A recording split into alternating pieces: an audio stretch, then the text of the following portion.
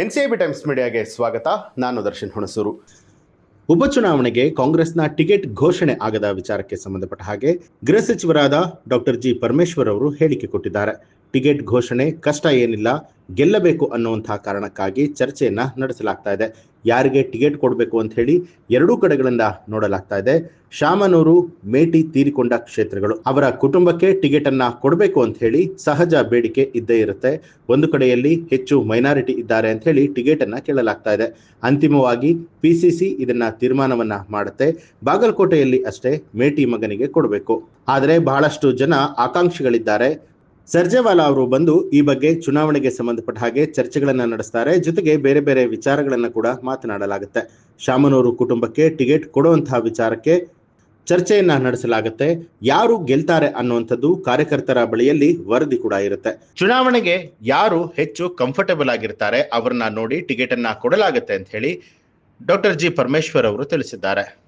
Election 2 ಟಿಕೆಟ್ಗಳು BJP ಘೋಷಣೆ ಮಾಡಿದ್ದಾರೆ sir. Congress ಕಷ್ಟ ಆಗ್ತಾ ಇದೆ ಅಲ್ಲ ಸರ್ ಘೋಷಣೆ ಮಾಡೋದಕ್ಕೆ? ಕಷ್ಟ ಏನಿಲ್ಲ, ಚರ್ಚೆ ಮಾಡ್ತಾರೆ, ಗೆದಿಬೇಕಲ್ಲ ನಾವು. ಅದಕ್ಕಾಗಿ ಯಾರಿಗೆ ಕೊಡಬೇಕು ಅಂತ ಇಲ್ಲಿ ದಾವಣಗೆರೆಯಲ್ಲಿ ಮತ್ತು ಅಲ್ಲಿ ಇಲ್ಲಿ ಶಿವಶಂಕರಪ್ಪನವರು ಅವರು ತೀರ್ಕೊಂಡಿದ್ದ ಜಾಗ ಅದು.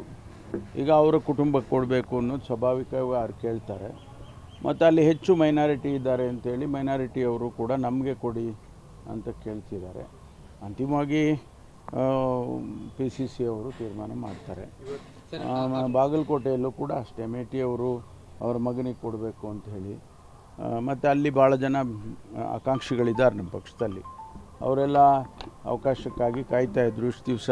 ಈಗ ಅವರು ನಮಗೂ ಕೊಡಿ ಅಂತೇಳಿ ಕೇಳ್ತಿದ್ದಾರೆ.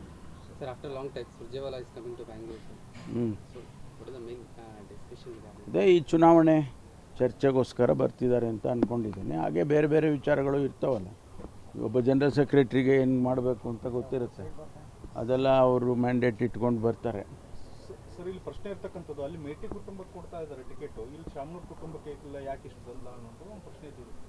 ಅಲ್ಲ, ಯಾರು ಗೆದ್ದೀತಾರೆ ಅಂಥೇಳಿ ನಮಗೆ ನಮ್ಮ ಕಾರ್ಯಕರ್ತರಿಂದ ವರದಿಗಳಿರುತ್ತೆ. ಅಥವಾ ಯಾರು ಕಂಫರ್ಟಬಲ್ ಆಗಿದ್ದಾರೆ ಚುನಾವಣೆಗೆ ಅದೆಲ್ಲ ನೋಡ್ಕೊಂಡು ಕೊಡ್ತಾರೆ.